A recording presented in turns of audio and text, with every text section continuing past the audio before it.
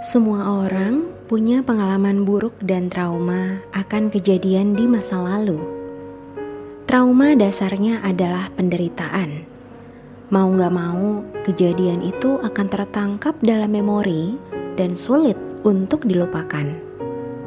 Sahabat, apakah juga pernah merasakan? Sudah sembuh?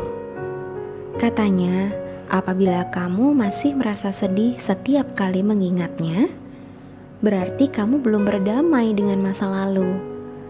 Karena logikanya, kamu gak akan bisa beranjak dari satu keadaan apabila beban emosionalnya dirasa terlalu berat. Self-healing. Setiap orang memiliki kemampuan untuk pulih secara mental, dan kemudian dirinya akan beradaptasi dengan situasi, lalu memilih jalan keluarnya sendiri.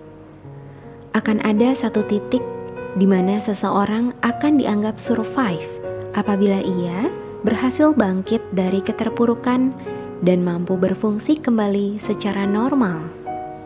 Jadi, seberapa penting self-healing itu? Ya, sepenting arti hidup bagi kamu sendiri. Saya ingat nasihat papa pernah bilang, mau maju atau mundur itu pilihan kamu. Terserah, tapi ingat, Allah ciptakan kamu di dunia ini ada tujuannya. Masalah kadang datang karena kelalaian kita sendiri. Kalau sudah tahu banyak masalah, jangan ditambahin lagi ya sahabat.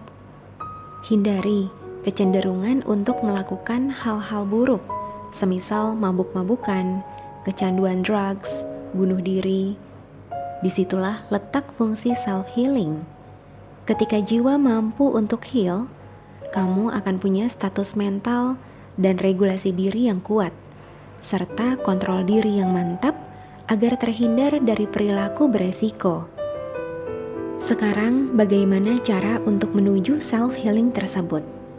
Yang pertama, terima. Bukan hanya atas apa yang telah terjadi, tapi juga terima emosi yang kamu rasakan atas kejadian itu.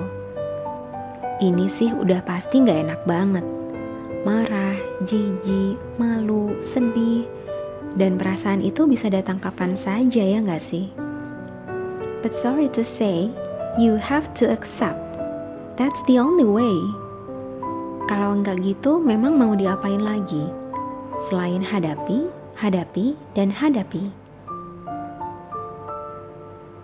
Pengalaman pribadi saya pada fase ini, cara yang cukup efektif adalah dengan menggambar, menulis di buku jurnal atau diary.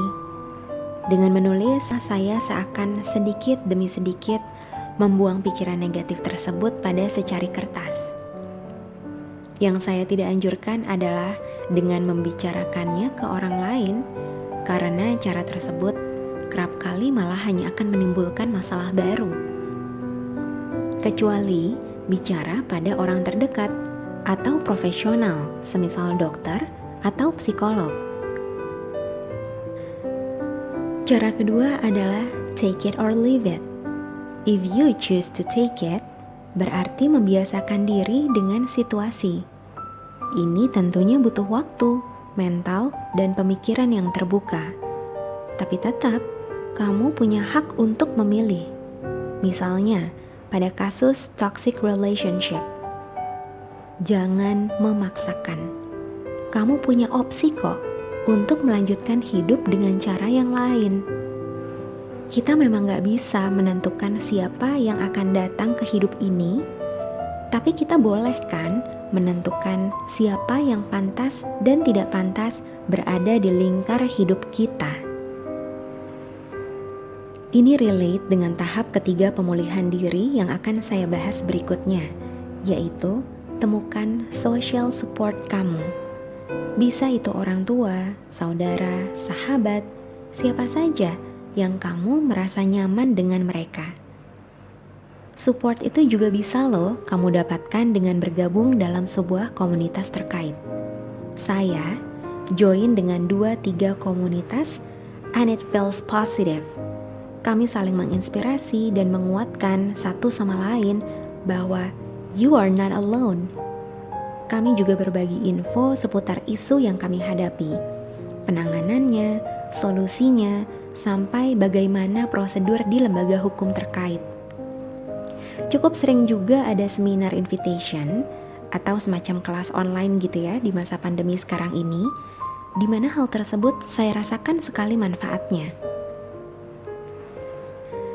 Yang menariknya lagi, setiap kali mendengar beberapa dari teman komunitas berbagi kisah hidup, hal tersebut selalu mampu membuat saya kagum betapa mereka dibentuk oleh semesta menjadi hebat, menjadi kuat dengan lika-liku hidupnya. Sekaligus merasa bahwa problema yang pernah saya alami itu gak ada apa-apanya dibanding apa yang pernah mereka rasakan. Kisah saya gak lebih memilukan ketimbang kisah hidup orang lain.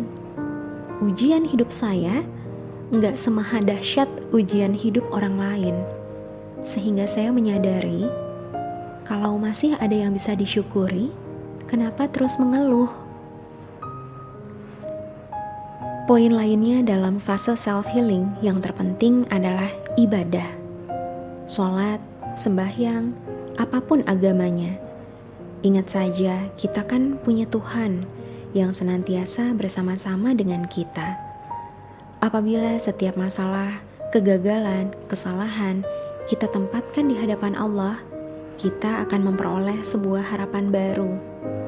Bagi hamba yang percaya, tangan Allah turut bekerja dalam segala sesuatu dengan caranya yang ajaib, karena Tuhan kita lebih besar daripada masalah kita.